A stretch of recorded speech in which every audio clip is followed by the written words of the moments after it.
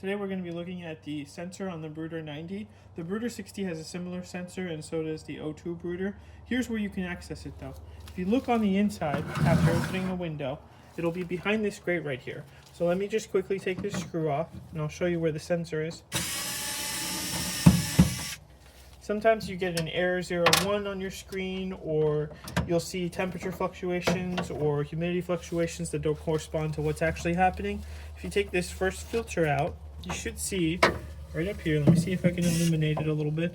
Right up here, there's a sensor. On the back right side, you have this opening for the humidity. You'll want to take this screw off right here to take the right side panel off. There are 4 screws inside that we'll need to remove, but this is the only one outside that we'll have to take out. The 4 internal screws are located 1, 2, 3, and 4. They are kind of deep set in there, so you might need an extender or a longer screwdriver to get access to them. But this is the only parts holding the right side panel in.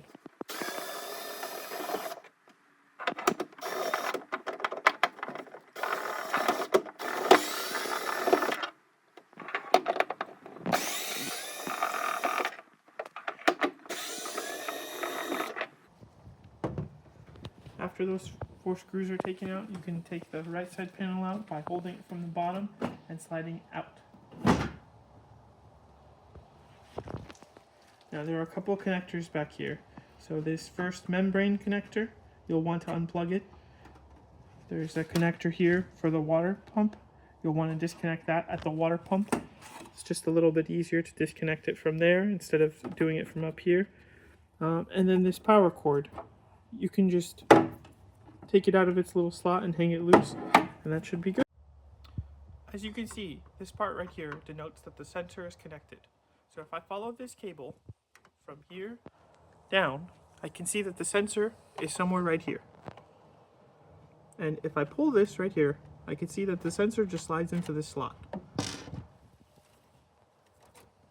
This is it. This is our sensor. So we can quickly replace this with our new one and put everything back together.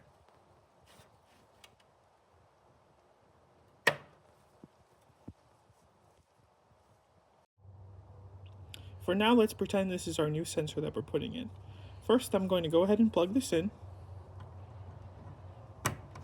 Then I'm going to slide this into this wire catcher and then slide it into its correct spot.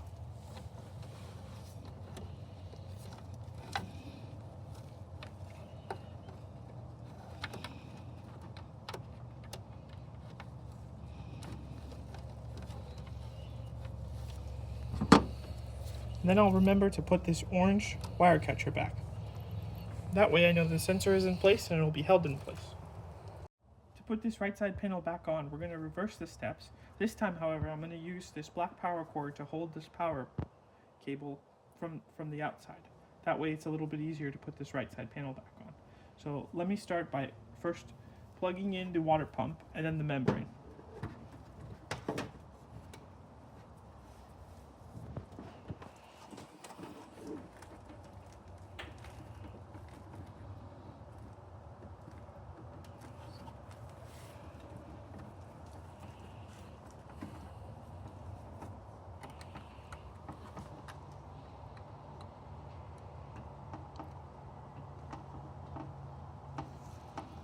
And then for this black outlet, I know it needs to go like this, so I'll go ahead and put it in like this. And then from the outside, I'm going to use this black power cord and I'm going to plug it in. Now notice it's not plugged into any wall, socket, or outlet, okay?